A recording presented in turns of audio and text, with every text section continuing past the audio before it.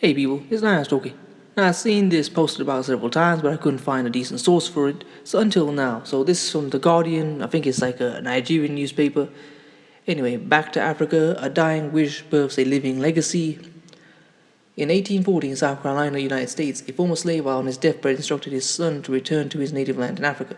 The man Scipio Vaughan, who was originally from Owo Kingdom of Abeokuta in Nigeria, was captured by transatlantic slave traders in 1805 and was taken with other captured slaves to the Velekete slave market in Badagry, one of Nigeria's slave portals, from where he was shipped in a slave ship to America.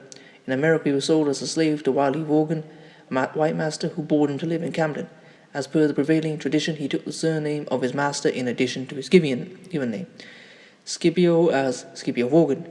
Scipio was so skilled as an ironmonger that he earned a reputation in the area as a talented artisan for his work in fashioning iron gates and fences. As a result of his exceptional gifts, Master Wiley Vaughan valued him so much that, as stated in his will, he granted him $100, his tools, and his freedom. Decades before the 13th Amendment abolished slavery in the United States, a number of freed slaves were living in the country. Although free, they were not recognized as citizens and had no legal rights. They were seen as racially inferior. No one wanted them as a part of the American society. Slave owners didn't want them in America as they were seen as a threat to their business. Even the abolitionists, majorly whites, wanted the slaves to be free, believed that blacks could not achieve equality in the United States. The free slaves simply had no place in America. The question that bothered the white populace, therefore, was, what do we do with them? The suggested solution to the problem was to move free slaves away from America to places where they would enjoy greater freedom.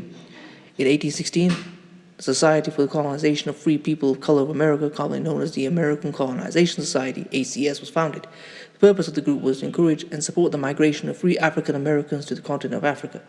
And so began a cause that came to be known as the Back to Africa movement, or Black Zionism, or colonization movement.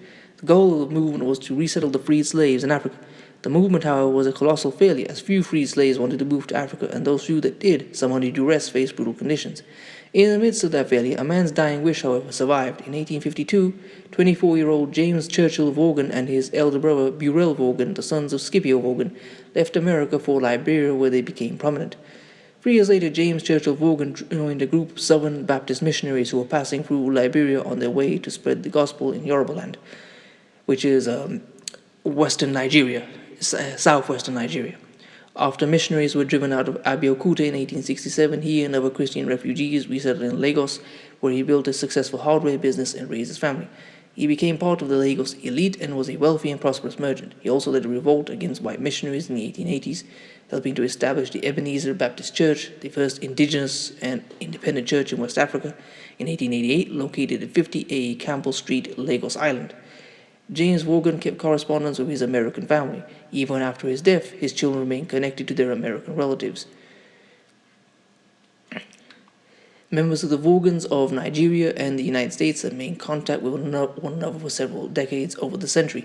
From the deathbed of Scipio Vaughan, today his last wish has survived and grown into a network of more than 3,000 cousins, American Vaughans from over 22 states, along with their Nigerian cousins. Well, I hope you've enjoyed this. Please comment, rate, share, and subscribe. I'm going to try and find a few other sources to read from. If you'd like to support this channel, I'll leave my GoFundMe in the description. And if you would like to follow me on Instagram, I'll leave that there as well. Peace.